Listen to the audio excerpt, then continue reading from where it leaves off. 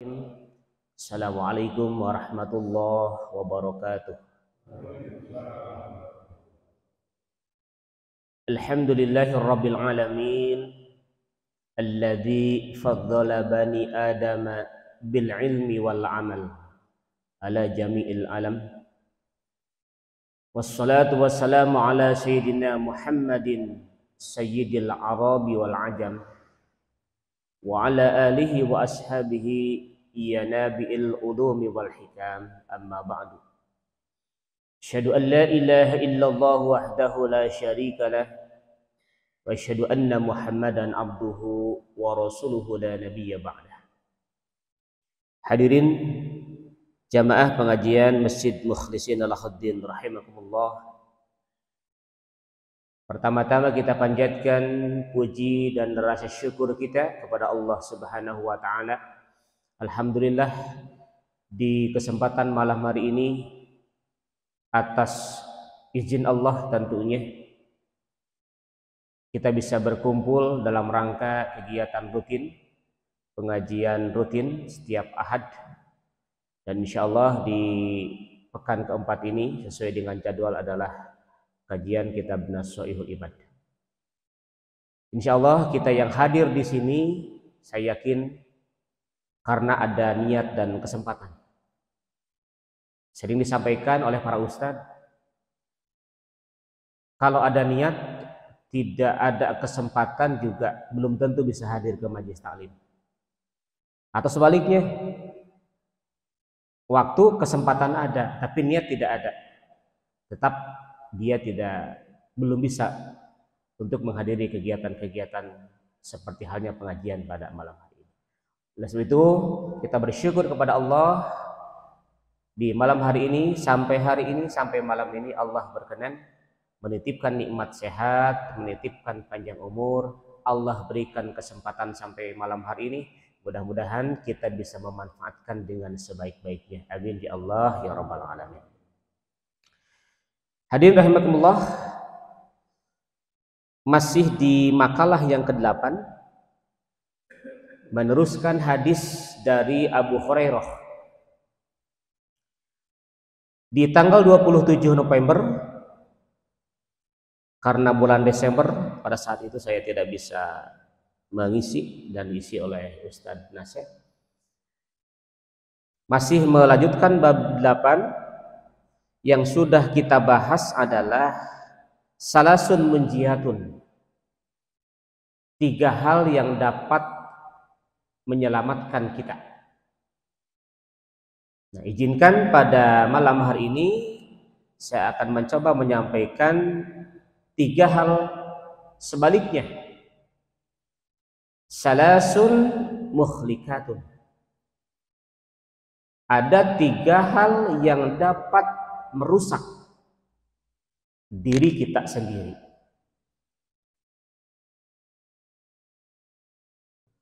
Bismillahirrahmanirrahim. Wa ammal muhlikatu fasuhun syadidun. Adapun sifat yang kalau ada dalam diri kita, maka sifat itu akan mencelakakan diri kita. Kita bahas satu persatu. Yang pertama, fasuhun syadidun, ay bukhlun syadidun. Sifat yang dapat merusak diri kita adalah apabila di dalam diri kita memiliki sifat bakhil atau kikir. Bahasa Arabnya bakhil, bahasa Latinnya adalah kikir. Dijelaskan di bab ini menggunakan kata syadidun, orang yang sangat bakhil. Cap jahe merege hese buntut kasiran. Sering diistilahkan seperti itu. Jadi bahil nate lain bahil biasa, sangat bahil. Walaupun kalau tetap memiliki sifat bakhil, ya tetap akan mencelakakan diri, baik itu bakhil biasa ataupun sangat bakhil. Ay bukhlun syadidun, yakni orang yang memiliki sifat bakhil, fala yuaddi min haqqillahi ta'ala wa haqqil khalqi.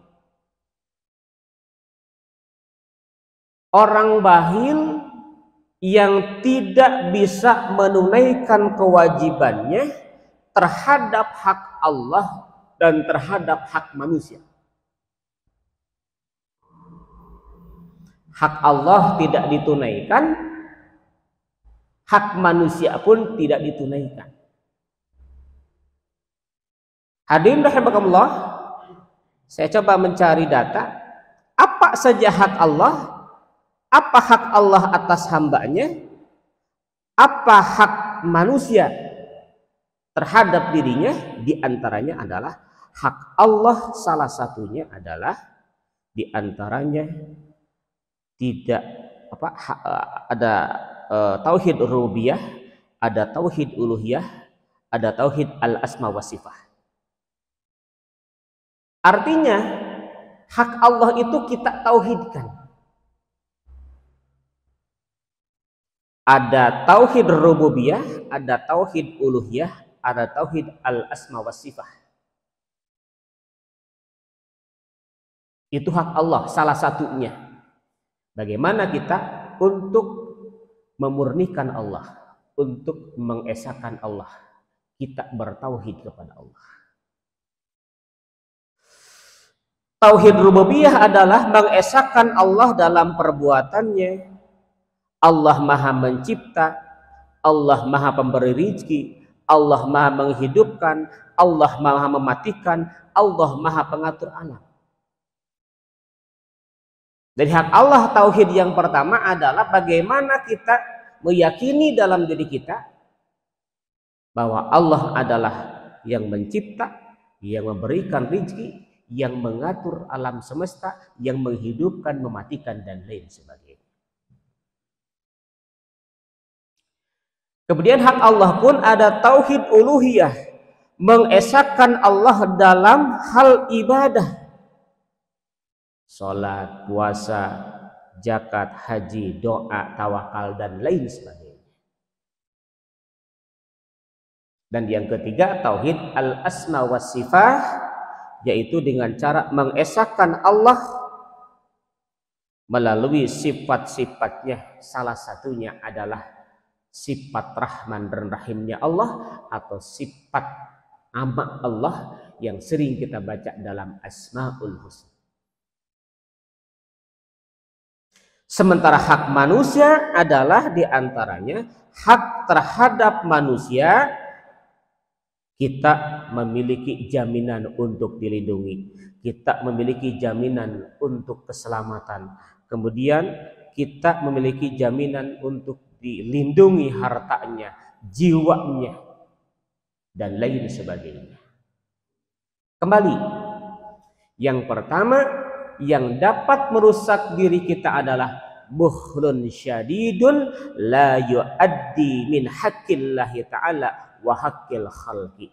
Orang-orang yang memiliki sifat bakhil dalam dirinya sehingga dia tidak bisa menjalankan hak Allah dan hak manusia. Hadirin rahimakumullah, kita coba kaji terkait dengan bakhil. Saya coba mencari referensi tentang bakhil. Apa itu bakhil? Apa dalil bahwa bakhil adalah satu sifat yang dilarang? Bagaimana ciri-ciri orang bakhil? Dan ada berapa macam yang disebut dengan bakhil? Yang pertama, kita coba kaji tentang apa itu bakhil. Saya sampaikan 3 pengertian yang disampaikan oleh para ulama. Yang pertama yang disebut dengan orang bakhil adalah kata Raghib al-Asfahani.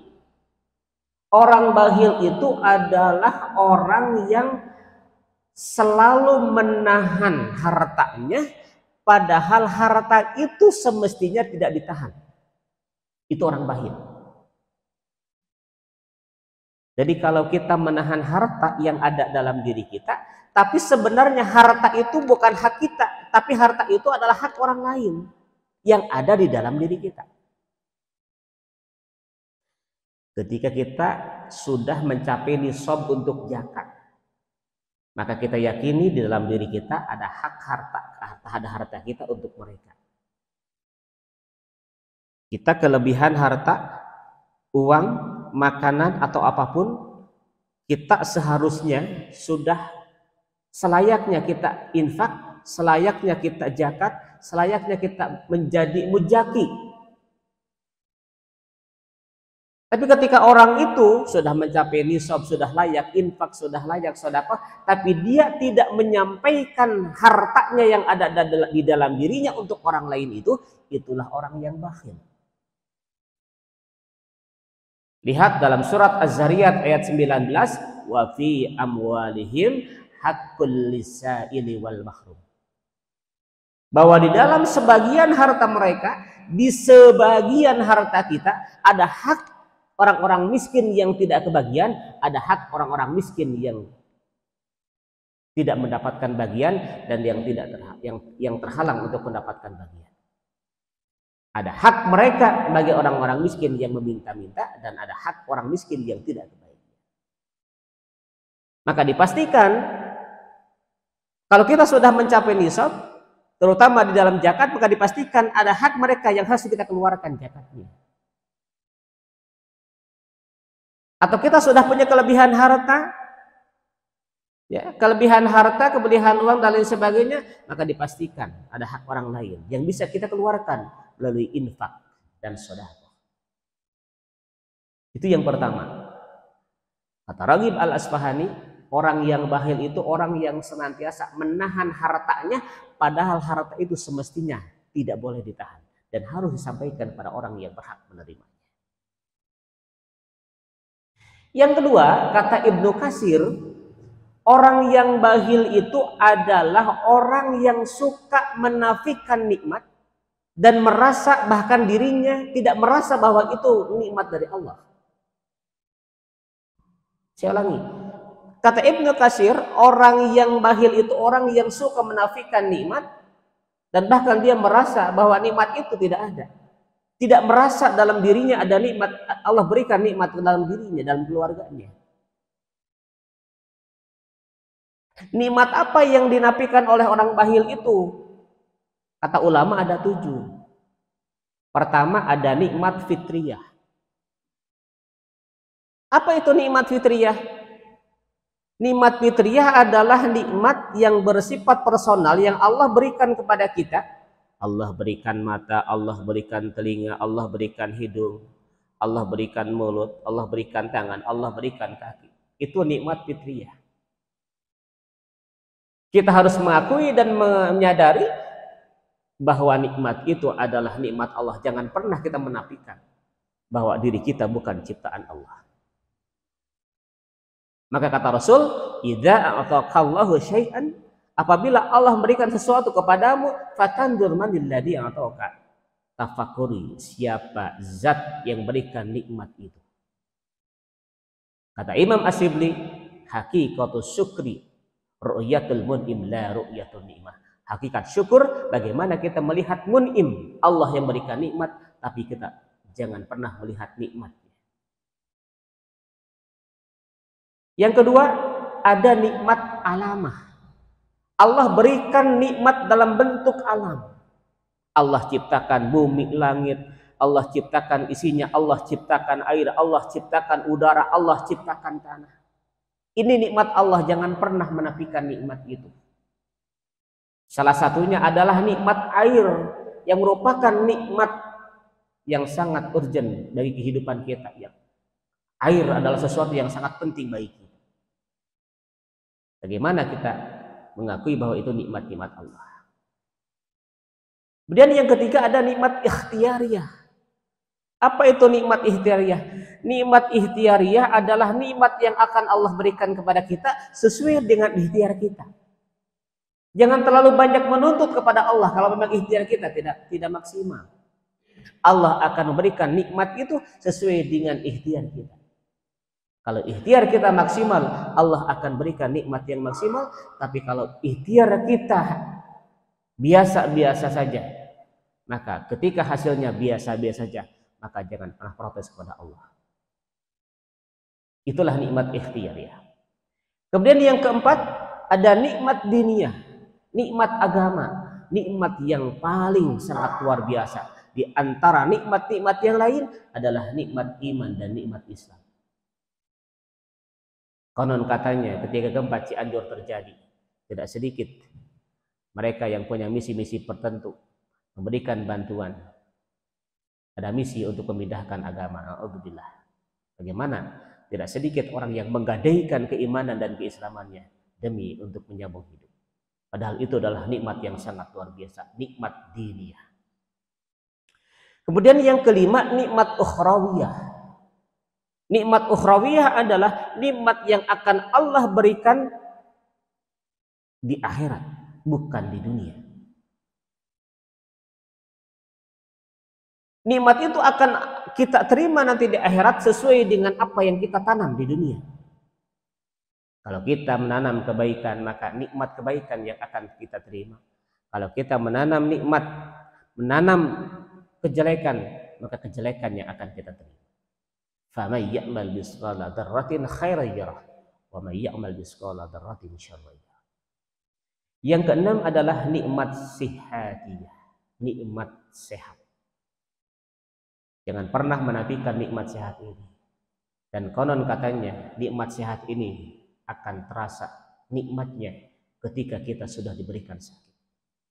Kita manfaatkan, Allah berikan panjang umur sampai hari ini. Allah masih titipkan nikmat sehat sampai hari ini.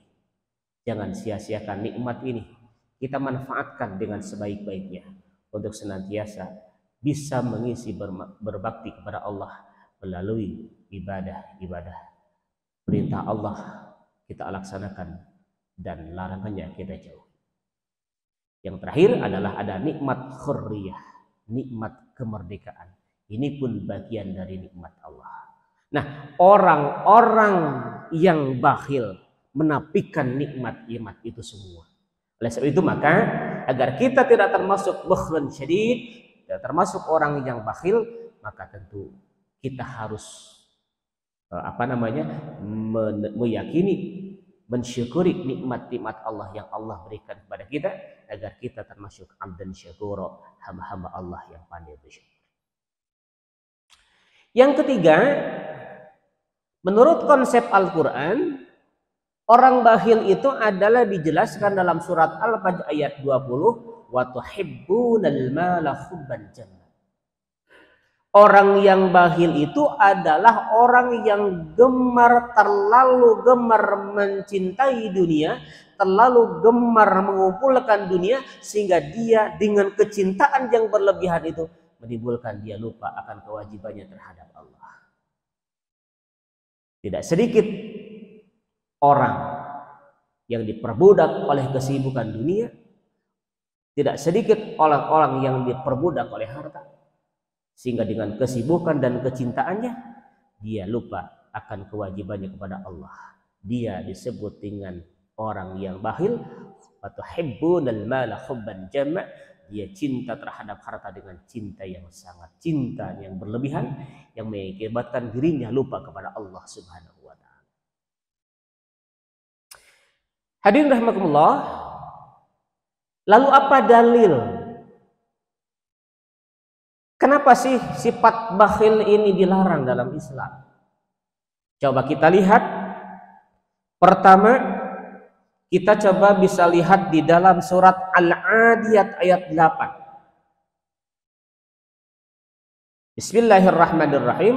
Wa innahu li hubbil khairi lasyadid. Dan sesungguhnya dia sangat bakhil karena cintanya kepada harta. Karena cintanya kepada harta itulah sehingga dia merasa bakhil. Sehingga ini harus kita jauhi. Kemudian yang kedua bisa dilihat dalam surat Al-Lail ayat 8, 9, 10. Bismillahirrahmanirrahim. Wa amma man bahilla wastagna wa kadzdzaba bil husna fasanuyassiruhu lil usra. Dan sesungguhnya orang-orang yang bakhil dan dia merasa cukup, wa kadzdzaba bil husna, dia mendustakan terhadap sesuatu yang baik, fasanuyassiruhu lil usra, maka Allah akan memberikan kesulitan dalam hidup. Jadi tong aneh, kalau ada orang yang bakhil, dia akan diberikan kesulitan oleh Allah. Karena memang begitu kata Allah.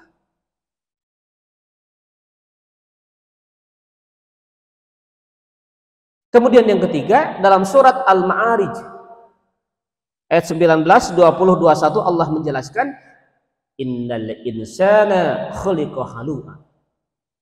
Sesungguhnya manusia diciptakan dalam keadaan keluh kesah. Idza massahu syarru jaju'a, kemudian apabila dia ditimpa kesusahan, dia akan keluh kesah. Wa idza massahul khairu manu'a, dan apabila dia diberikan kebaikan, dia akan kikir.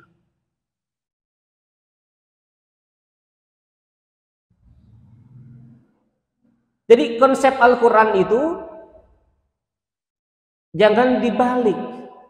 Kalau berdasarkan surat Al-Ma'arij ini, orang yang bakhil itu ketika dia ditimpa kesusahan, dia ketika ditimpa musibah, dia selalu curhat, bukan hanya kepada Allah, curhat kepada orang, kepada sesama, kepada tetangga, kepada teman.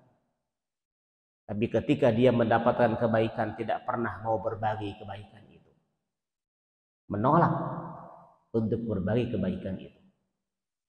Oleh sebab itu maka amma bi nikmati rabbika fahaddits, terhadap nikmat ini itu bagaimana kita menyebutnya, bagaimana kita berbagi kebahagiaan itu. Kermenang kasusah, kermenang karipuh, kermenang musibah, bebeja kasih A, kasih B, kasih C, terus menyampaikan keluh kesah itu. Tapi ketika dia mendapatkan kebaikan, ketika dia mendapatkan nikmat, dia bakhil, dia kikir, tidak pernah berbagi. Mau berbagi tentang kenikmatan dan kebahagiaan itu. Itulah orang bakhil. Dan yang keempat, ada hadis Nabi, hadis yang diriwayatkan oleh Imam At-Tirmizi. Rasulullah mengingatkan, al-bakhilu ba'idun minallah. Ingat, orang bakhil itu akan jauh dari Allah, ba'idun minal jannah. Dia akan jauh dari surga, ba'idun minan nas, dia akan jauh dari manusia. Orang bakhil mah dijauhanku Allah, dijauhanku surga, dijauhanku pada manusia. Hadirin rahimakumullah. Lalu apa ciri orang bakhil itu? Mudah-mudahan kita tidak termasuk di dalamnya. Apa ciri orang bakhil itu? Yang pertama, orang bakhil itu sebagaimana disampaikan di awal berdasarkan surat Al-Fajr ayat 20, terlalu cinta dunia. Terlalu cinta dunia, bahkan harta yang dia miliki berasal dari jerih payahnya tanpa melibatkan Allah. Kata orang yang bakhil, sudah terlalu cinta dunia, lupa akan kewajibannya terhadap Allah, dan dia merasa bahwa apa yang dia miliki tidak pernah ada campur tangan Allah. Balik deh. Idza a'taqallahu syai'an fatandil madilladzi a'taka. Kalau kau diberikan sesuatu oleh Allah, nikmat apapun itu, perhatikan siapakah zat pemberi nikmat itu. Allah. Kita hanya pelantara. Syariatnya hanya kita untuk menjalankan ikhtiar itu. Tapi semua datangnya dari Allah. Maka ketika kita mendapatkan nikmat itu, maka minimal kita harus tahu rukun syukur. Kata Imam Al-Ghazali, yang pertama al-i'tiraf. Kudu nyaho saha nu mere nikmat teh. Sebab kalau kita ingin bersyukur kepada Allah tadi, tapi tidak merasa dalam diri kita bahwa itu nikmat dari Allah, sulit rasanya kita menjadi orang yang bersyukur. Yang kedua, al-hal. Ketika nikmat itu sudah ada dalam diri kita, ketika nikmat itu sudah Allah berikan ke dalam diri kita, maka kita harus berbahagia dengan nikmat itu. Seperti yang saya sampaikan, berbagi kenikmatan itu, berbagi kebahagiaan itu dengan orang lain. Dan yang ketiga, al-amal. Rukun syukur itu bagaimana? Syarful abdi jami'a ma an'amallahu ilaihi bi'ajri. Orang yang bersyukur itu senantiasa menggunakan nikmat Allah sesuai dengan kehendak Allah. Itu ciri yang pertama. Yang kedua, ciri orang bakhil itu adalah tidak mau berbagi dengan sesama, jangankan untuk orang lain, untuk diri dan keluarganya pun tidak mau. Jadi ngerasanya komo jeung batur keur diri jeung keluargana, dia ngerasa sayang terhadap harta yang dia miliki. Di lembur daerah abdi, daerah Subang. Aya nu beunghar di lembur. Beunghar di lembur benten jeung beunghar di kota. Sawahna lega. Kebonna lega, balogna seueur.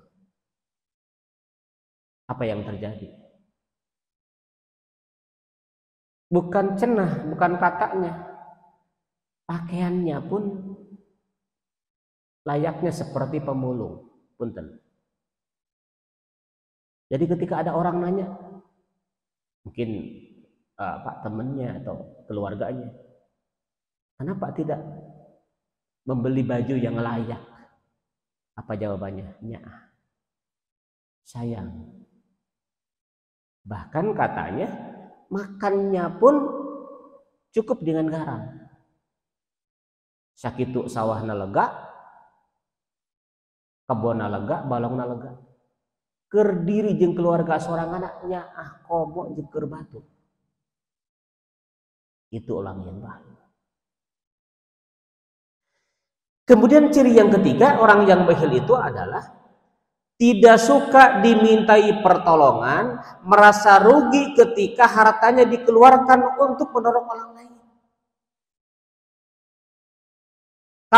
Kalau ada orang lain meminta pertolongan dan hartanya harus dikeluarkan, dia berpikir dulu, lamun kira-kira piduiteun kakara mau menolong, kakara nggak mau membantu.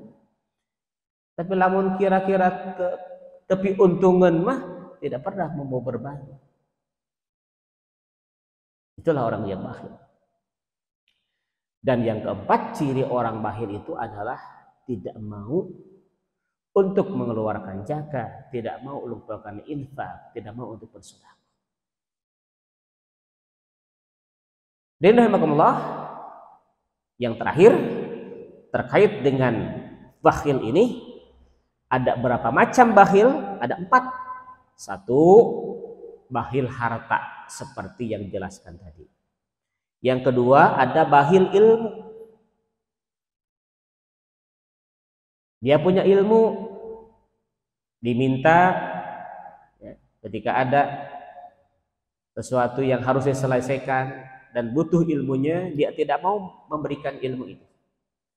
Padahal harus kita yakini, ya, jangankan harta yang kita infakkan, ilmu pun sama, ketika diminta tidak akan pernah berkurang. Jadi ulah aya anggapan kurang boga ilmu 3 dipentah hiji jadi 2, enggak. Ilmu itu akan justru bertambah. Ketika ilmu itu bermanfaat bukan hanya dirinya tapi bermanfaat juga bagi orang lain. Yang ketiga, ada yang bakhil kebaikan. Ya. Ada orang yang bakhil kebaikan, tidak mau berbagi, ya, tidak mau melakukan kebaikan baik untuk dirinya, keluarganya maupun untuk orang lain. Dan yang keempat, ada yang disebut dengan bakhil senyuman. Jadi kalau kita ketemu tidak bersapa, tidak senyum, tidak mengucapkan salam, itu juga termasuk bakhil. Kata Rasul, tabassumuka fi wajhi ahika lakas shadaqatun. Senyummu terhadap saudaramu itu menjadi bagian dari sedekah. Jadi sedekah itu bermacam-macam. Yang pertama, man kana malun falyatasaddaq bimalih. Kalau kita punya harta, sedekah dengan harta. Man kana lahu quwwatun falyatasaddaq biquwwatih. Kalau kita punya tenaga, punya ide, punya pikiran, silahkan boleh berinfak dengan ilmu, dengan kekuatan. Kemudian waman kana ilmun falyatasaddaq bi ilmi. Kalau kita punya ilmu, silahkan bersedekah dengan ilmu. Dan kalau kita masih bisa senyum, maka bersedekahlah dengan senyum, sebab orang yang pelit senyum adalah termasuk orang yang baik. Kembali, jadi kata Rasul, salasun muhlikatun, 3 yang dapat merusak diri kita. Satu adalah bukhrun syadidun, ay sukhun syadidun, yakni bakhil yang sangat. Hadirin rahimakumullah. Yang kedua, yang dapat merusak diri kita, kata Rasulullah, adalah wahawan muttabaun bi ayyat tabi'a ma ya'muruhu bihi hawahu. Orang-orang yang mengikuti perintah nafsu yang ada dalam dirinya.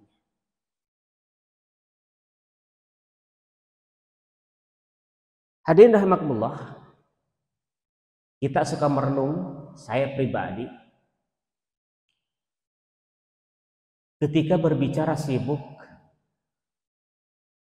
kayaknya setiap orang punya kesibukan sesuai dengan profesi masing-masing.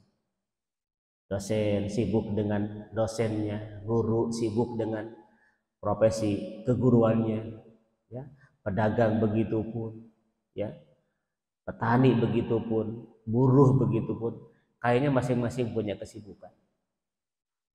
Tapi kalau sibuk yang dikendalikan oleh kita, saya yakin kita tetap bisa ngaji, kita tetap bisa berjamaah, kita bisa ta'lim, kita bisa tilawah. Kalau yang mengendalikan diri kita. Tapi kalau kita yang dikendalikan oleh nafsu, kita yang dikendalikan oleh kesibukan, sulit rasanya. Ya, waktu sholat, ya kalau masih dikendalikan oleh sibuk, oleh nafsu, kesibukannya, ya kadang tinggal sholat. Waktunya kita ke masjid berjamaah, tapi nafsunya memang masih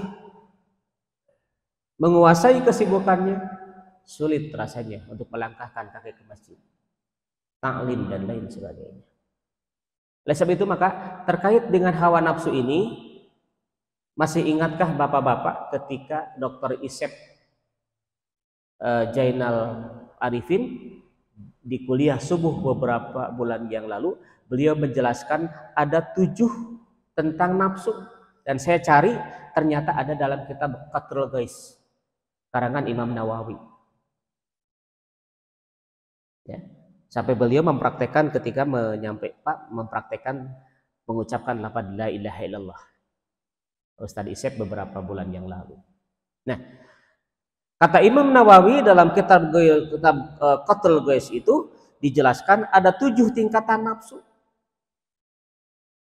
Yang pertama ada yang disebut dengan nafsu amarah. Di mana tempatnya? Tempatnya di tengah-tengah dada.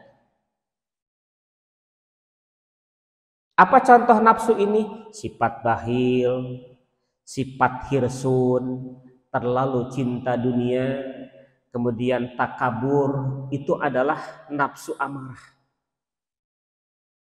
yang ada dalam dada kita. Kemudian kata Imam Nawawi yang kedua ada nafsul lawamah, tempatnya dalam hati. Apa contohnya? Gemar mencela, gemar mencaci maki, gemar menggibah, gemar mengadu domba. Itu adalah nafsul lawamah. Kemudian yang ketiga ada nafsul mulkiyamah.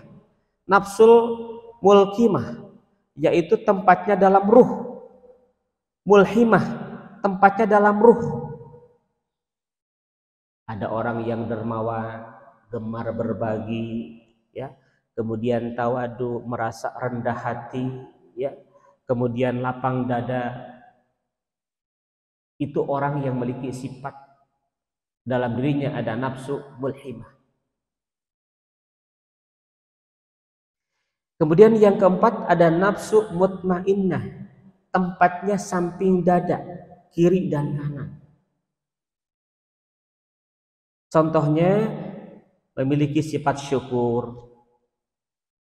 Ketika kita memiliki sifat syukur, ya, kemudian ridho terhadap apa yang Allah berikan kepada kita, kemudian rasa takut kepada Allah, itu adalah nafsul mutmainnah.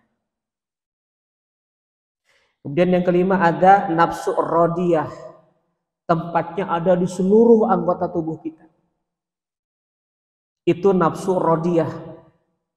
Contohnya seperti sifat waro, apik dalam ibadah, dalam makanan, kemudian riyadoh, selalu melatih diri untuk bisa menjadi orang yang baik, kemudian ikhlas, itu adalah nafsu radiyah.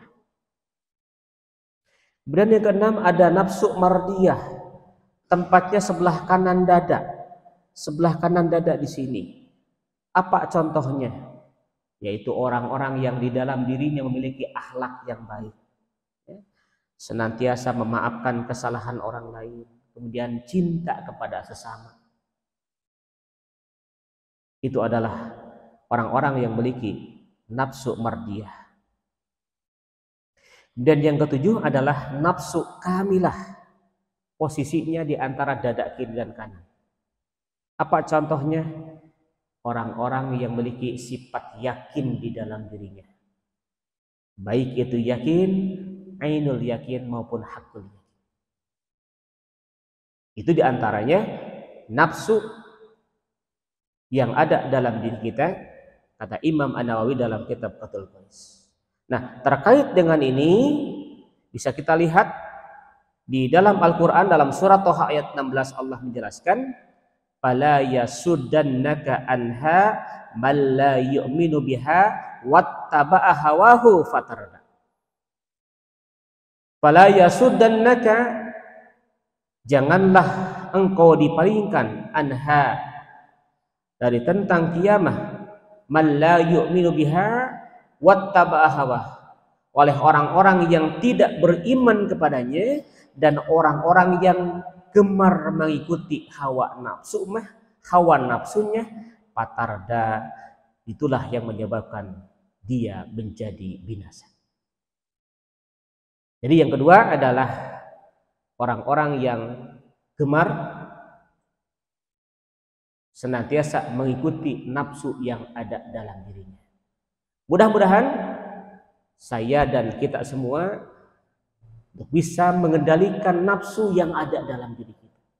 Sebab sekali lagi, kalau diri kita yang dikendalikan, diri kita yang dikendalikan oleh nafsu, terutama nafsu-nafsu yang dapat mengarahkan kita kepada hal-hal yang negatif, maka sulit rasanya kesibukan itu akan kita bisa tinggalkan ketika kita mau menjalankan ibadah, menjalankan taklim, menjalankan tilawah dan ibadah-ibadah yang lain. Oleh sebab itu maka akal sehat kita harus bisa mengalahkan nafsu negatif dalam diri kita, bukan nafsu negatif yang dapat mengalahkan akal sehat kita. Hadirin rahimakumullah, kemudian yang terakhir, yang ketiga, kata Rasulullah, yang dapat merusak itu adalah wa'ijajul mar'i binafsihi.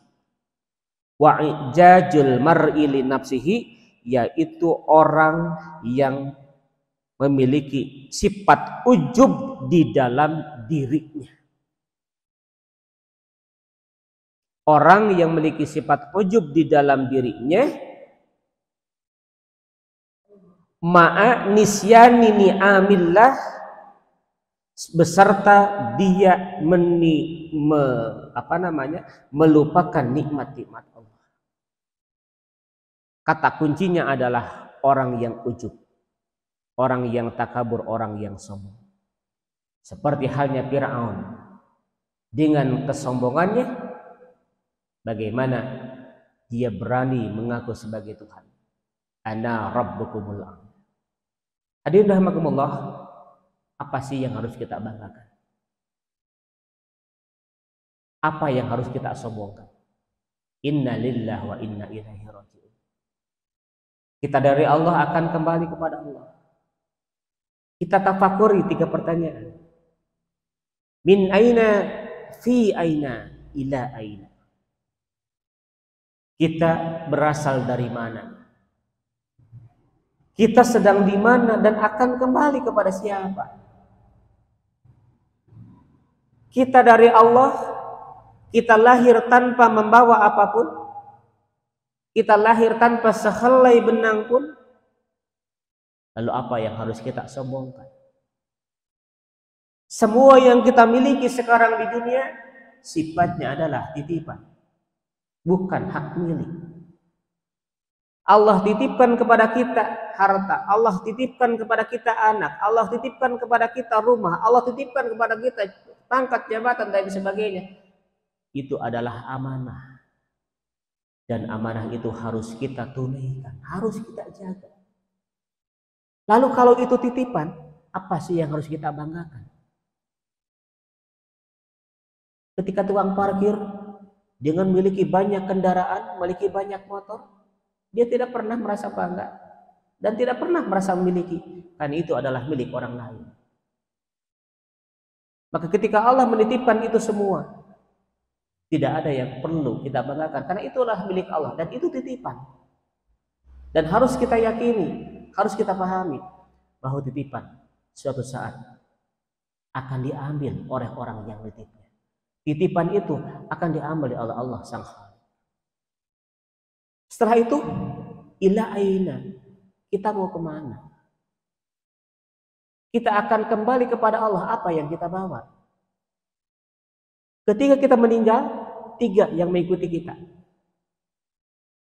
harta, keluarga, dan amal. Ketika kita wafat, kita diantarkan jenazahnya ke tempat pemakaman. Harta, keluarga, amal. Keluarga pulang, tidak ada satupun yang mau mendampingi. Harta, naon, hanya kain kapan.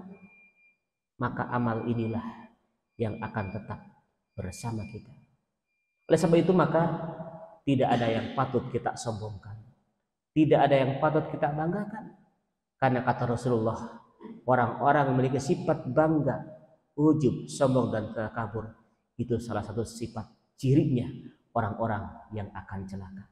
Mudah-mudahan Bapak-bapak semua, saya pribadi dan kita semua, mudah-mudahan kita dijauhkan dari sifat bakhil. Kita menjauhkan dari sifat bakhil yang dapat merusak diri kita.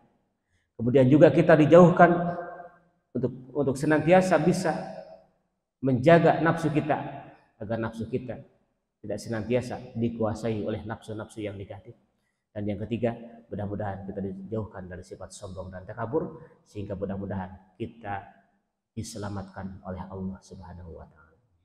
Mudah-mudahan di makalah yang ke-8 ini ada hikmah dan manfaatnya, khusus untuk saya pribadi.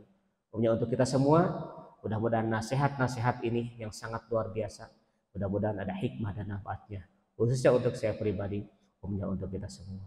Terima kasih atas perhatiannya. Mohon maaf atas segala kekurangannya. Nasrul minallah wa fathun qarib wa basyiril mu'minin.